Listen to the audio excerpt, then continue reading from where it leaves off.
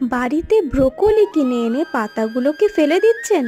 তাহলে আজ থেকে আর একদমই ফেলে দেবেন না।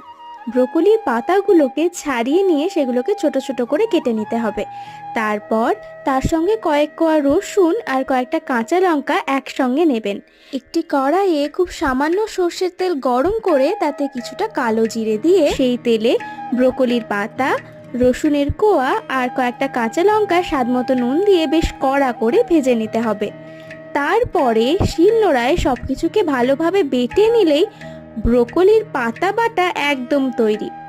এইভাবে একবার গরম ভাতে এই পাতা বাটা খেয়ে দেখুন। ঠান্ডা লেগে থাকলে বা জ্বরের মুখে এই পাতা বাটা কিন্তু মুখের স্বাদ ফেরাতে খুবই সাহায্য করে। তাহলে রেসিপিটি একবার বাড়িতে ট্রাই করুন আর ভিডিওটি কেমন লাগলো জানাতে ভুলবেন না কিন্তু।